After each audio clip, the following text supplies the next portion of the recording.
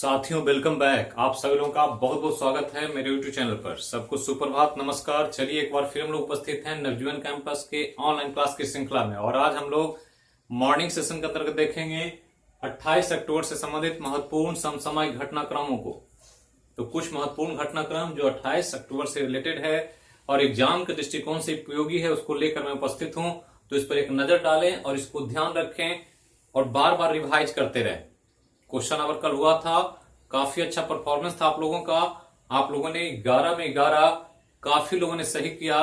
तो देखकर लगा कि ये जो चल रहा है, जो हम लोग तैयारी कर रहे हैं करंट अफेयर की, वो सही दिशा में चल रहा है और इसी को कंटिन्यूटी बनाए रखें। कंटिन्यूटी ही सफलता का सबसे बड़ा चाबी है। तो चलिए शुरू करते हैं 28 अक्टूबर का महत्वपूर्ण समसामयिक घटनाक्रमों के बारे में।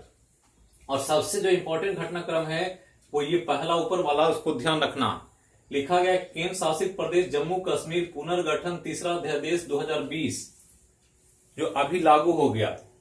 तो ये अध्यादेश पारित हुआ है और इसके अनुसार जम्मू कश्मीर में भूमि कानूनों को अधिसूचित किया गया है कि जो भूमि कानून था पहले से उसमें बदलाव लाया गया है और उसके द्वारा जम्मू कश्मीर में भूमि की खरीद या निवेश के मानदंडों में अस्थायी निवासी की अनिवार्यता को समाप्त किया गया। तो ये एक बड़ा मुद्दा था बहुत पहले से, जब से जम्मू कश्मीर का राज्यारोहण हुआ तब से मुद्दा था कि वहां ये नियम लागू होना चाहिए क्योंकि भारत का अभिन्न अंग है कश्मीर। तो कश्मीर में कोई भी आदमी वहां जमीन खरीद सके, वहां निवेश कर सके, अपना घर बना सके। ये आजादी मिलनी चाहिए देश के सभी लोगों की, जो पहले नहीं था।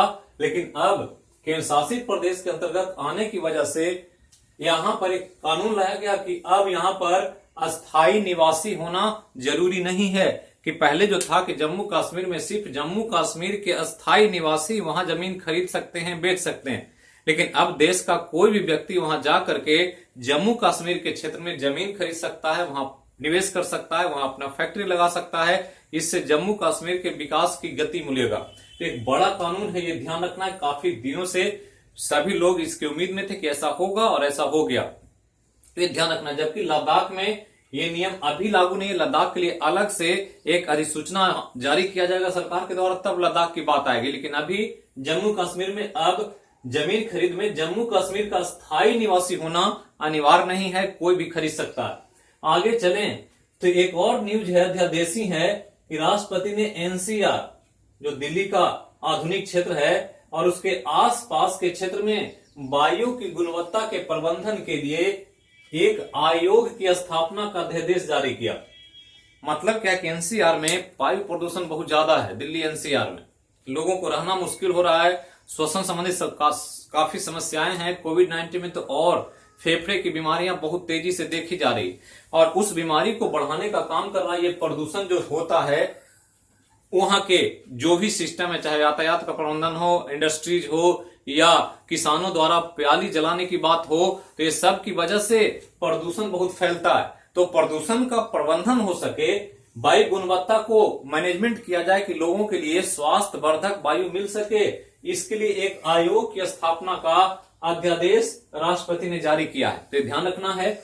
आगे चलें तो विदेश सचिव हर्षवर्धन श्रृंगला, नाम याद रखना है, ज्यादातर तो यही नाम ही पूछेगा कि विदेश सचिव हर्षवर्धन श्रृंगला फ्रांस, जर्मनी और ब्रिटेन के 7 दिवसीय यात्रा पर गए हैं। 7 दिनों की यात्रा है, 29 से लेकर 4 नवंबर तक, 29 अक्टूबर से शुरू होकर के 4 नवंबर तक ये बाहर रहेंगे और 3 देशों का अलग अलग यात्रा करेंगे। तो कौन कौन देश है ये ध्यान रखना है, फ्रांस, जर्मनी और ब्रिटेन। और तीनों देशों के साथ जा करके द्विपक्षीय सहयोग को बढ़ाने पर विदेश सचिव बात करेंगे और आपस में सहयोग, चाहे कोविड-19 की बात हो या चीन का भारत से विवाद की बात हो या अर्थव्यवस्था की बात हो, सब पर इन देशों के साथ चर्चा होगी। तो ध्यान रखना है विदेश सचिव हर्षवर्धन श्रृंगला के इस यात्रा पर। आगे चलें तो भारत और ब्रिटेन 10वें भारत ब्रिटेन आर्थिक और वित्तीय वार्ता के समझौते पर हस्ताक्षर किया। तो ये ध्यान रखना है कि भारत और ब्रिटेन का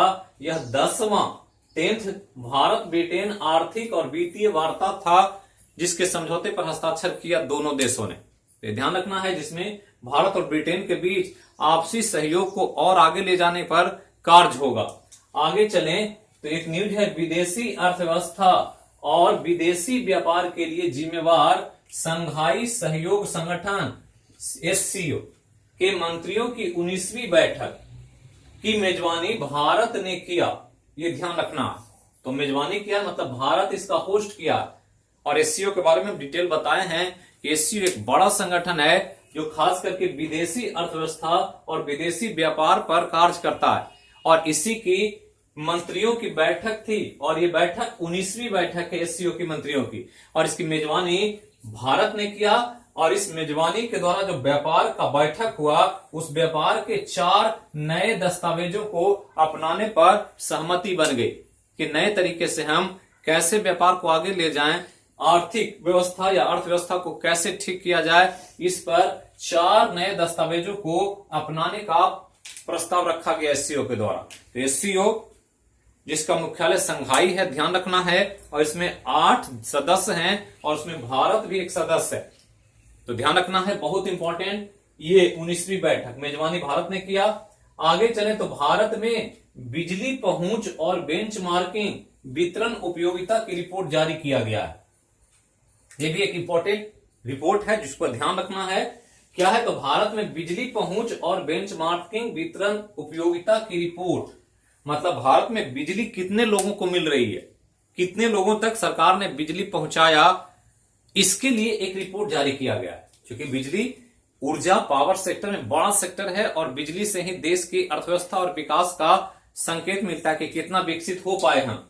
और ध्यान रखना है कि रिपोर्ट जो जारी किया गया है वो नीति आयोग के द्वारा, ऊर्जा मंत्रालय के द्वारा और साथ ही रॉकफेलर फाउंडेशन और स्मार्ट पावर इंडिया द्वारा तीनों ने मिलकर के रिपोर्ट बनाया, जिसमें देश के 10 राज्यों का सर्वे किया गया। ग्रामीण क्षेत्रों में जा जाकर के देखा गया कि कहां पर बिजली की क्या व्यवस्था है, और इससे आकलन किया गया देश की 65% आबादी के बीच बिजली की क्या स्थिति है, मतलब ग्रामीण क्षेत्रों में।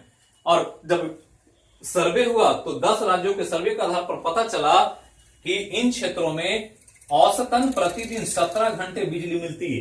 तो ध्यान रखना है कि 24 घंटे में 17 घंटे अचीवमेंट अच्छा है, लेकिन अभी भी और वर्क करने की जरूरत है। 24 घंटे की निर्बाध बिजली अर्थव्यवस्था के डेवलप होने का संकेत है, लेकिन अभी हम लोग 17 घंटे तक पहुंच पाए। और ये ध्यान रखना है कि जितने भी उपभोक्ता बिजली यूज कर रहे हैं उसमें 85% लोगों के पास ही मीटर का कनेक्शन है। अभी भी 15% लोग बिना मीटर के बिजली जला रहे हैं। तो ये रिपोर्ट जारी हुआ है, जबकि पहुंच जो है वो लगभग 92% लोगों तक बिजली की पहुंच है। ये ध्यान रखना है कि 92% लोगों का जो घर है वहां तक बिजली पहुंचा हुआ है। तो ये एक बड़ा अचीवमेंट है भारत सरकार का देश की अर्थव्यवस्था के लिए ऊर्जा सेक्टर में। तो ये एक रिपोर्ट ध्यान रखना है जो कहीं कहीं पूछा जा सकता है आपको एग्जाम में। तो यही था आज का समसामयिक घटनाक्रम। फिर मिलेंगे एक नए क्लास में नए विषय वस्तु के साथ। तब तक जहां रहें स्वस्थ रहें, सुरक्षित रहें, अपने और अपनों का ख्याल रखें। बोलिए सब मिलकर जय हो मैया की। आपका दिन शुभ हो, मंगलमय हो। Thank you.